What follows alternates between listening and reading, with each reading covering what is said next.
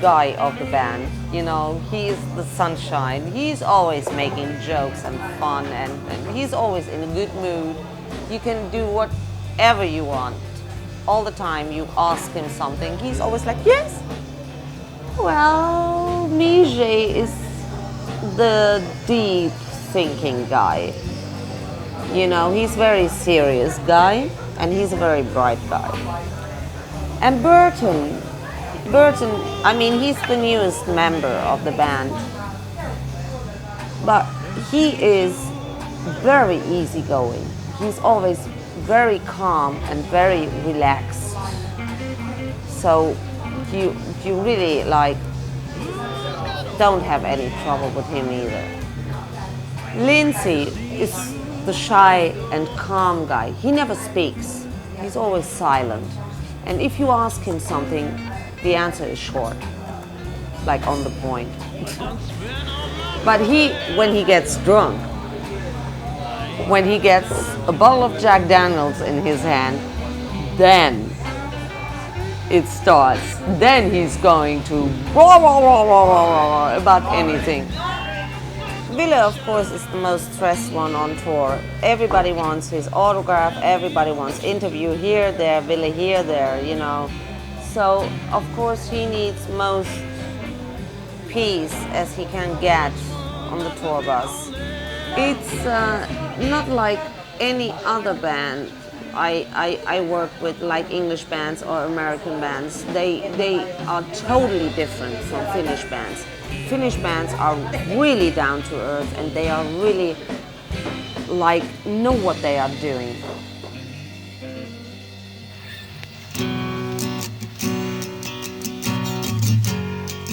Over the years, him have continued to attract fans across Europe. But what is it that attracts girls to this love metal band?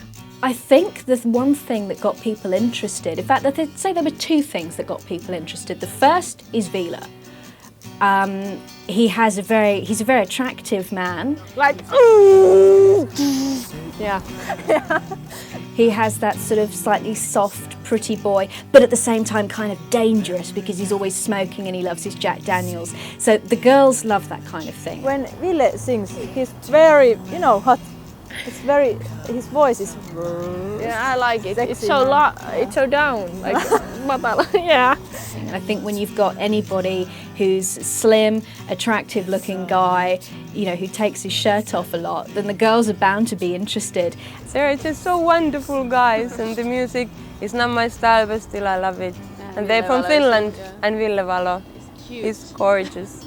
The second thing that really, as far as I'm concerned, had a major impact on his success here in the UK and is starting to help them to break America is the fact that Bam Margera from Jackass was a big fan of theirs. I think it was just basically that he'd heard their music and he really started getting into them, and he had the him Heartogram logo tattooed on, and he approached them and he said, look, I'm really interested in producing like a promo video for you. Would you be up for it? And they're like, sure, we got no problem with that. And he produced the promo video for Buried Alive by Love, which was their first big hit single. And I think it was simply the fact that Bam was associated with that, Jackass being a massive thing on MTV at that time. All the kids were getting into it. It's a crazy guy doing disgusting things, or I should say crazy guys. Becoming that famous is, of course, affecting you in a way. And I think he deals pretty well with it. But still, of course, you can see that he's a little bit more tight going. Well, Ville is so gorgeous. Yeah. Ville, I think Ville is the best thing in him. Yeah, I think it's too. I've been in this bar in Helsinki, and Ville has been there with me. No, in Lost and Found. Okay. And Ville is quite, I think, delicious. But I think there's part of him that's kind of a bit overwhelmed by the whole fame thing, about people coming up and screaming at him or wanting their photos taken. I've never known him to say, no, I'm not going to sign an autograph, or no, I'm not going to have a photo taken. He's very, polite, and he will do these things. But I think at the same time, I think he finds it a little bit unnerving. It seems some fans are prepared to go to any lengths just to get a piece of their idol. In particular, one crazed fan who terrified Veal with a pair of scissors. And I just saw her like with scissors. But she was walking like this with the scissors. It looked like Psycho, like and I was getting like, fucking, what is she doing now, And she was taking the scissors and clipped off a bit of Villa's hair, and at the same moment I jumped to her, like, because I thought she was about to kill him, It was like, man, and he got really psyched out, He was like, oh my goodness, what was that, It's like fucking hard to take for a guy. In Finland, people are different. There's a different kind of approach to fame than there is over here. I don't think you get these kind of screaming girls. Just having spoken to people from Finland, it doesn't seem to be that kind of thing. People seem to respect you a little bit more, stand back a little bit more and mind your space. So suddenly kind of being caught in throes of screaming girls, it must be very disorientating. I had one fan who had a little dog, and that fan even tattooed the dog with a autograph, believe it or not. Yeah, maybe they're the first real band that have succeeded outside Finland, so maybe that's why they're so popular in Finland also. Ville is so quite inside, with when he's singing, he's like Finnish people are inside himself. It's interesting, I think. There is no age limit. We have of course, the very young teenager fans, but we also have people who are over 50 coming to the concerts. When Love Metal was released, it took the world by storm. It was mixed by legendary producer Tim Palmer, who had worked with artists such as U2 and Faith No More. Yeah, it's a surprising album because it's for the first time, it's really good.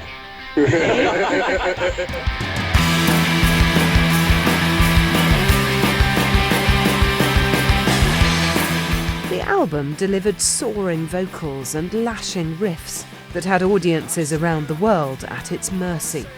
It was the seminal hymn album. We had a great time recording it, and we're really happy actually how it is at the moment. And everybody seems to, people have heard it already. Most of the people have been liking it. It's a bit more, there's a bit more of the Iggy Pop and the Stooges, that raw power, energetic, aggression and all that. But it's still very melodic and very melancholic and very sentimental. Now when they made their fourth album, Love Metal, it was different than the third previous ones, and I think that was a good thing for their career, because if they would have made the same type of album that the three first ones were, that would have been a not that good thing for their career. But for some reason they found it the second gear, and Love Metal is more rock.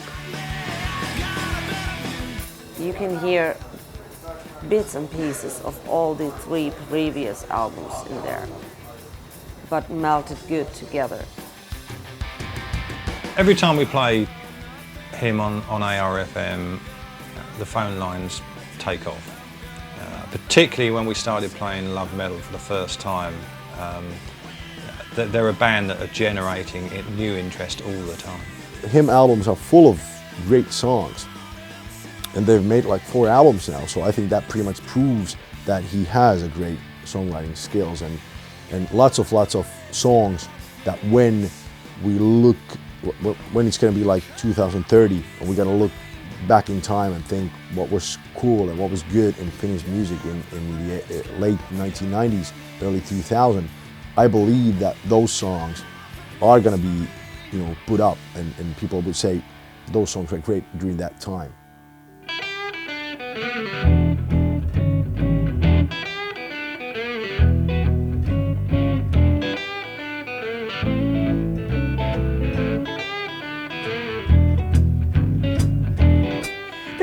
stage in Him's meteoric rise is to break the US, an elusive market filled with challenges and rewards.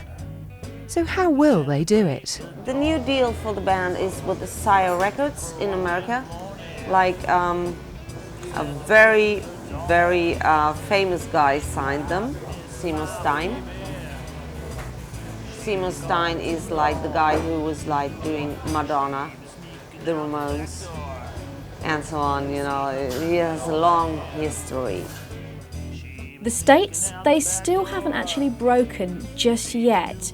I know they have released the Love Metal album over there and it's doing okay. It's not doing massively well in the Billboard charts, but it's getting a little bit of interest. They are making really a big effort about this band right now in the US. So, and once it really goes through in the US, and it's on the way there already, it will hit the world. The hardest part in the States is the fact that I can't smoke on stage in New York and LA. That's going to be terrible. Yeah, the stage is not actually hard. I think all the rest of the things is hard. You know, it's not really hard to play, but it's all the things surrounding the event. For example? Like not knowing where you're going. Okay. And then waking up in the different room, which is almost the same as the previous room, but... Oh, you hate hotels, yeah? Yeah, I can't take it.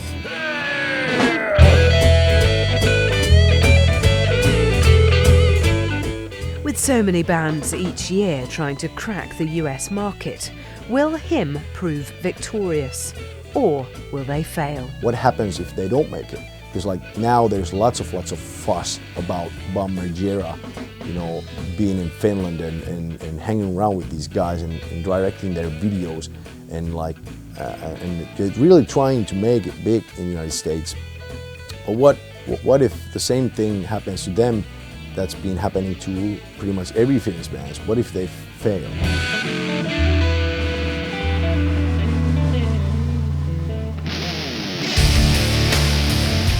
Many fans in the UK never realised that the band had previously released 3 albums before Love Metal.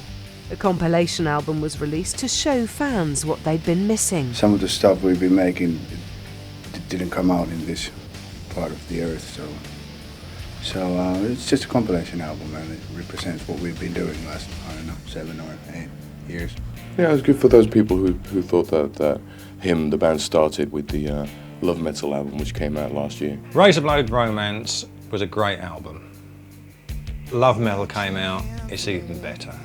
The next album, probably, if it goes it continues along in the same manner, will take them to worldwide acclaim. Lots of secrecy surrounded the eagerly awaited 5th album, Dark Light. Veal was quoted as saying that the band was inspired by the works of the film composer Angelo Badalamenti. Tim Palmer is producing this. He was mixing already the Love Metal, and Ville and him get along very well. So that's why Ville chose to record this new album with him. And they did it in the LA Paramore studios.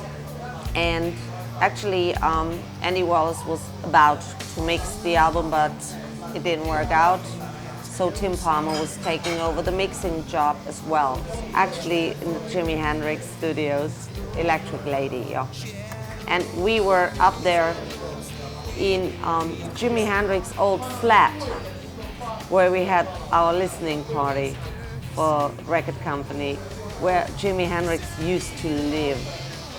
And people in the studio are telling stories that there's still the ghost of him around. The last album, whilst Love Metal was more, if you like, better produced than Razor-Bladed Romance, the edge was still there, the sort of hunger still sounded like it was there.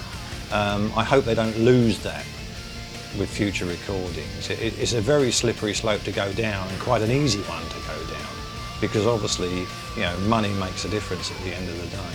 If they keep that same hunger, then, you know, the success should continue.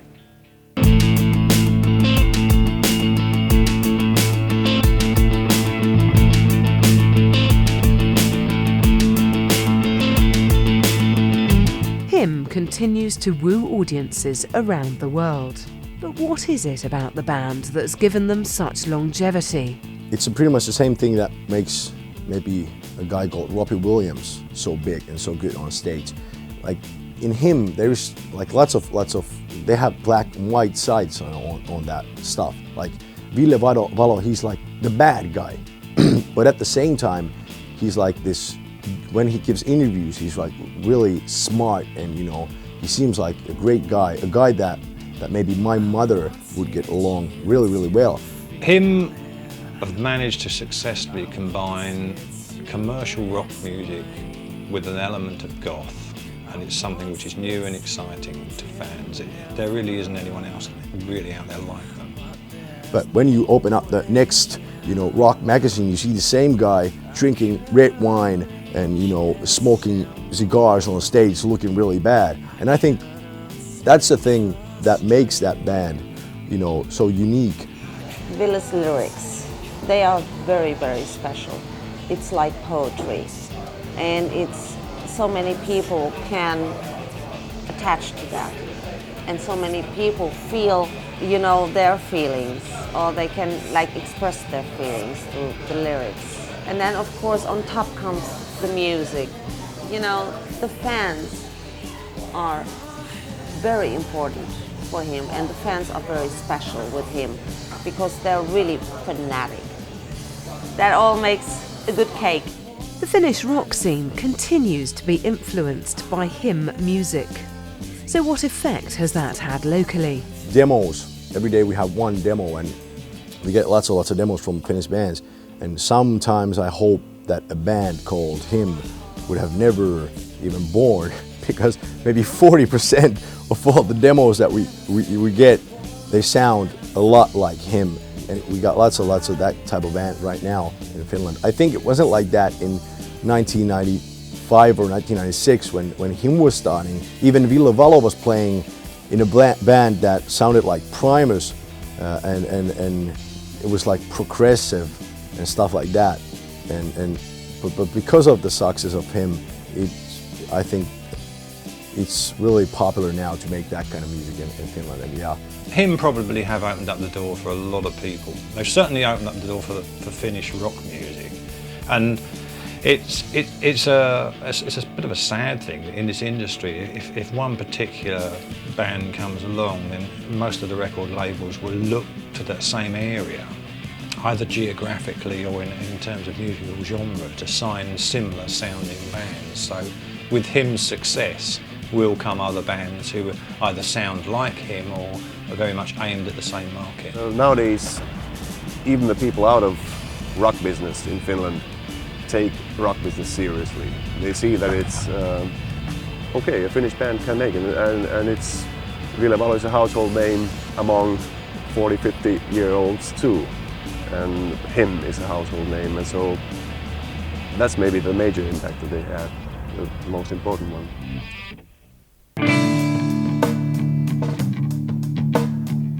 It's been over a decade in the making, but finally this Finnish musical tour de force is poised to set the world on fire.